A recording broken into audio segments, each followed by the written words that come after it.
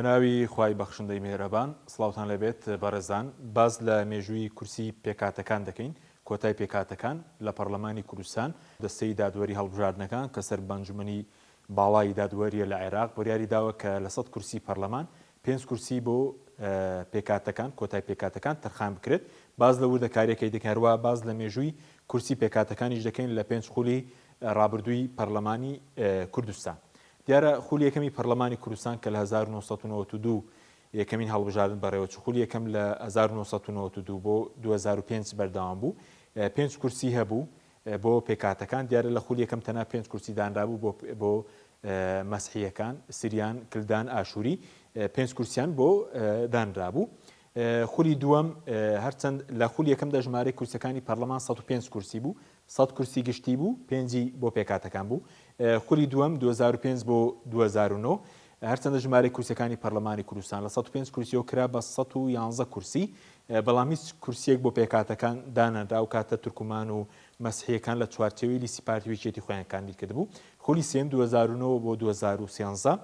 لە ساڵی 2009 یاسای هەڵبژاردنی پەرلەمانی کوردستان هەموار کراوە لە مادەی 36 11 کورسی بۆ پێکاتەکان دانرا 5 بۆ تورکمان 5 بۆ مەسیحی 1 بۆ ئەرمەن لە خولی چوارەم 2013 بەڵێ خولی چوارم 2013 بۆ 18 11 کورسێک هەر بەردەوام بوو خولی پێنجەمیش بەمان شێوە 2018 بۆ 2013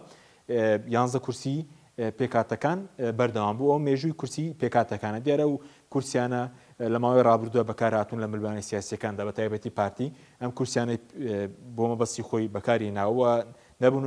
ناتوانین نێراتی ڕاستەقینەی خۆیان بکەن بەڵێ دیارە دادگای فدرالی لە سەر سکاڵایەک کە لە ساڵی 2023 تۆمار کرابوو لە 21 دوای 2024 بڕیارێکیدا لەسەر یاسای هەڵبژاردنی پەرلەمانی کوردستان کۆمەڵێک بڕیاردە یەکەم هەڵبژاردن بە لە چوار بازنە کەمتر نەبێ کۆمیسیۆنی عێراق سەرپەرشتی بکە ژمارەی کورسەکانی پەرلەمانی کوردستانی لە 111 کورسیەوە کرد بە 100 کورسی و لە دەقی بریارەکەی دادگای فدرالی باز لەوە دەکات دەستەواژەی 11 لە مادەی یەکەمی یاسای ژمارەیەکی ساڵی 1992 هەموارکراوە یاسای هەڵبژاردننی پەرلەمانی کوردستان نادەستوریە ئەو کاتە 11 کورسی کەم کردەوە ئەو 11 کورسیە لابرا ئەو کاتەوا خوێنرایەوە کە 11 کورسی پێکاتەکان کە نەماوە و پەرلەمانی کوردستان کراوە بە 100 کورسی دواتر یوسف یعقوب کە سەرۆکی حیزبی یەکێتی بەید نەهرێنە سکاڵای تۆمار کردووە لە بەردەم دەستەی دادوەری هەڵبژاردنەکان کە بە پیاسای کۆمیسیۆنی هەڵبژاردنەکانی عێراق مەرجعی یاسایی کۆمیسیۆنی هەڵبژاردنەکانە واتار کەسێک زەرمەند بێت لە بڕیار و ڕێنمایی و پەیڕەوەکانی کۆمیسیۆنی هەڵبژاردنەکان دەتوانن لە بەردەم ئەم دەستەیە سکاڵا تۆمارکە کە بڕیاری یەکلاکەرەون بۆ کۆمیسیۆنی هەڵبژاردنەکانی عێراق کە لە سێ دادوەر پێکاتوە سەربەنجومنی دادوەری عێراقە ئەمڕۆ لەسەر سکاڵای ئەو سەرۆکی و حیزبە مەسیحیە کۆبووەتەوە بڕیاری داوە کە لە 100 کورسی پەرلەمانی کوردستان 5 کورسی بۆ پێکاتەی مەسیحی تورکمان ئەرمەن دابین بکرێت واتە پەرلەمان 100 کورسی 95 گشتیە و 5 کورسیش بۆ پێکاتەکان دانراوە وەسکاڵای مەسروو بارزانانی شەبوو لە بەردەم دادگای فدرالی بۆ گێڕانەوەی کورسی کۆتاکان بەڵام ئەمڕۆ دادگای فدرالی سکاڵەکەی مەسروو بارزانانی ڕەت کردەوە باسی لەو کرد کە لە تایبەتمەندی ئەوان نییە بەڵکۆم دەستەیەکی جیاوازە سەربەنجومەنی دادوەری عێراقا ئەو کورسی پێکاتەکانی گەڕاندۆتەوە 5 کورسی کە دواتر باز لە وردەکاریەکەی دەکەین دابەشکردنەکەی بەڵێ دیارە کورسەکانی خولی شەشەمی پەرلەمانی کوردستان بۆ خولی شەشەم پەرلەمانی کوردستان 100 کورسیە وەکو ئاماژەمان پێگوت خولی یەکەم 105 کورسی بوو خولی دووەم کرا بە 111 کورسی خولی سێم و چوارم و پێنجەمیش 111 بوو لە خولی شەشەم پەرلەمانی کوردستان لە 100 کورسی گشتی پێکدێت بەم شێوە دابەشکراوە کۆمیسیۆنی هەڵبژاردنەکانی عێراق 38 کورسی بۆ سلێمانیە 36 گشتیە لە سلێمانی دووشی بۆ پێکاتەکانە یەک بۆ مەسیحی یەک بۆ تورکمان هەروە لە هەولێر 34 کورسیە 32 بۆ گشتیە و پێکاتەکانیش دوو کورسیان بۆ دانراوە واتە یەک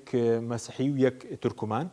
پارێزگای 25 کورسیە 24 گشتیە و یەک کورسیش بۆ پێکاتەی ئەرمەن دانراوە پارێزگای هەڵەبجە 3 کورسیە هەر 3 کورسێک کورسی گشتیە و هیچ کورسێک بۆ پێکاتەکان دانراوە ئەمە نەخشەی کورسەکانی پەرلەمانی کوردستانە بۆ هەڵبژاردننی خولی شەشەمی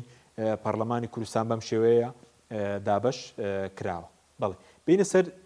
ڕێژەی کورسەکانی پێکاتەکان کۆتای پێکاتەکان هەم لە پەرلەمانی عێراق هەم لە پەرلەمانی کوردستان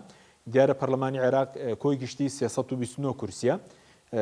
کورسیە گشتیەکانی 320 و پێکاتەکان 9 کورسیە ڕێژەی کورسی کۆتای پێکاتەکان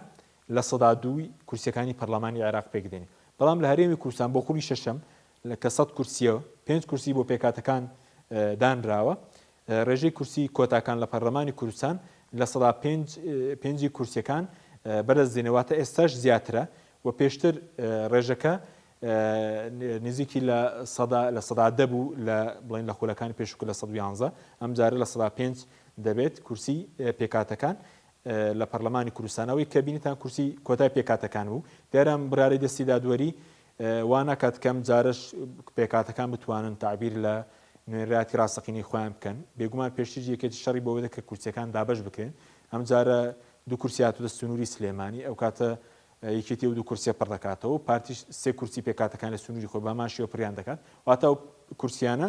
بامان شێوەی ڕابردوو بۆ ناکۆکوی سیاسی بەکارنەوە تعبیر لە پێکاتەکان ناکرێت ئەگەر بتوانراوە پێکاتەکان دەنگدانی بڵێن تۆماری دەنگدەرانی تایبەت بە خۆیان و